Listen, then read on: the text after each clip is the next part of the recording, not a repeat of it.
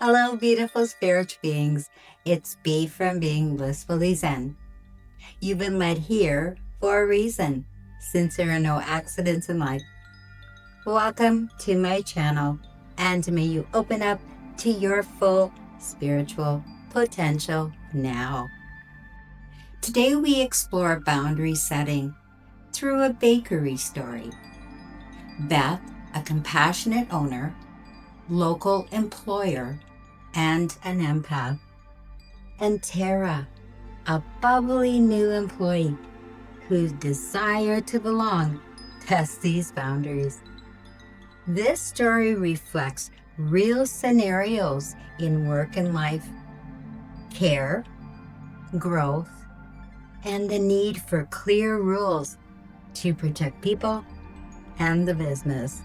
In a sunlit bakery where vanilla, yeast, and cinnamon mingle in the air, Beth is known as an empath who reads the room and feels what others are feeling and match their own depth of emotions. Tara is a 22-year-old newcomer with charm and ambitious, eager to belong and grow. Tara arrives on a Tuesday morning, apron crisp, eyes bright. Her warmth boosts customers. The shop hums with renewed energy. Soon the partnership grows informal, and we're a team becomes the new norm. But soon soft red flags appear. Shifts covered without Beth's sign-off. A pastry perk granted without approval. And small policy loosening, citing because we're a team as the validation. Beth feels a tug between Tara's belonging and the shop's needs. In the back office, Beth speaks to Tara with calm firmness. Scheduling changes and big purchases don't get decided in a hurry. They have to come through me first. This rule isn't a cage. It's a lifeline for the team and the shop. What's needed now is to undo the changes, to pause non-management decisions, and to recheck everything with the standard approval process. Tara apologizes and they plan a follow-up in a week to ensure alignment. Later that week, Tara pulls Beth aside after a busy shift. She admits she loves the shop's energy and wants to help, but she also wants to feel trusted. Beth acknowledges Tara's good intention, naming the boundary again, but with empathy. I value your energy, and I want you to grow here. But growth happens with structure, not at the expense of the team. The conversation lands with warmth, a shared commitment to learning the process, not a punishment for ambition. As the month passes, Tara's charm remains, but a second boundary breach reveals a pattern. Short notice, time off, under the guise of friendship, changing shifts to cover events, and hints of personal favors that would blur lines. Scheduling, purchasing, and supplier relationships tilt toward favoritism and inconsistency, which undermine fairness and demotivate the other employees. Beth calls Tara into the quiet back office for a candid talk. The boundary is named clearly. Personal needs cannot override the shop's operations. and policies apply to everyone, even friends. Then Beth lays out a concrete plan for Tara. Firstly, a formal performance plan with measurable milestone is laid out.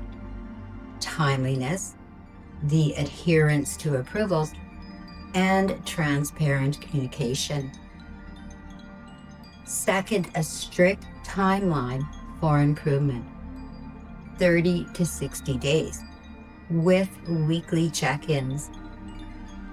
And finally, a path to a different role or a possible termination if patterns persist. Tara absorbs the feedback, apologizes again, and agrees to the plan.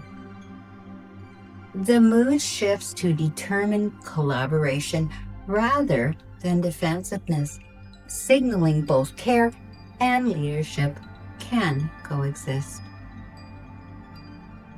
But with the boundaries still slipping, the bakery settles into a leaner, more disciplined rhythm.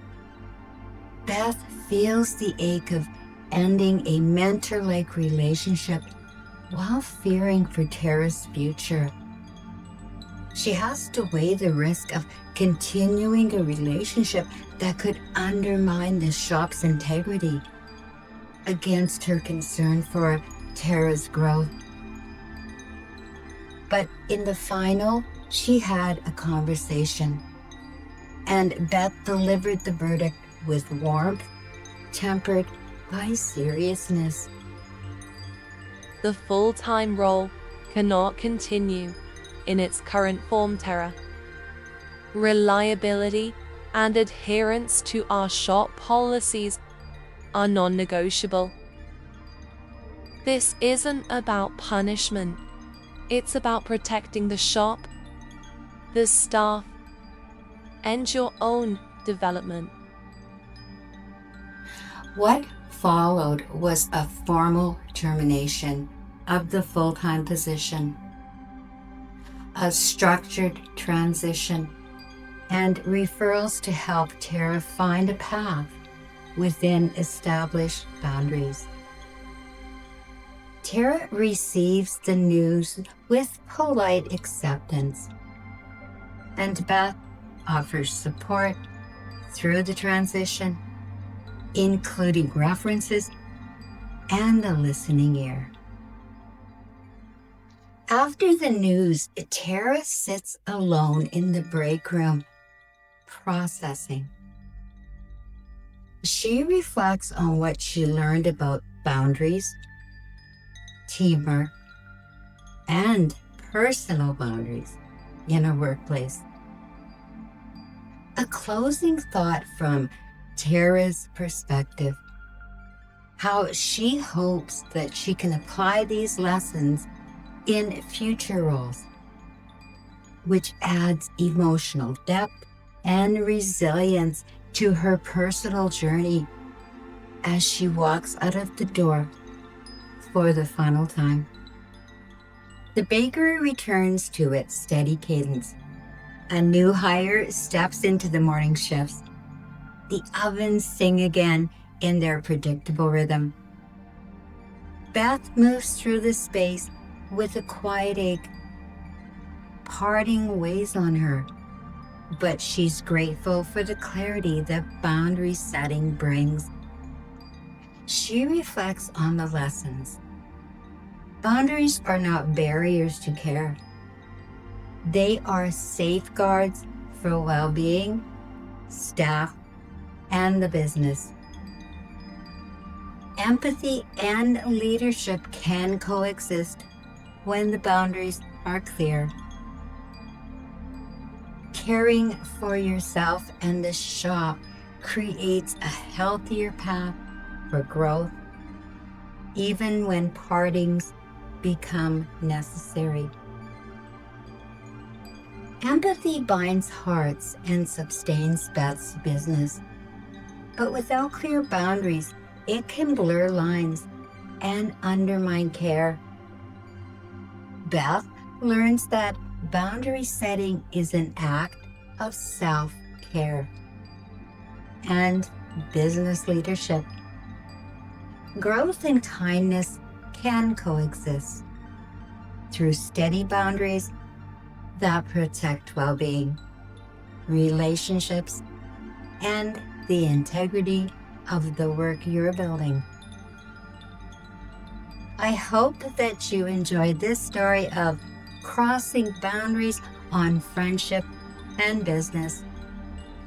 And if you enjoyed this story and would like more tips on self-care and spiritual awakening, please like, share, and consider subscribing to my channel, Being Blissfully Zen. So until next time, beautiful spiritual beings, be blissful, be Zen, and I'll see you soon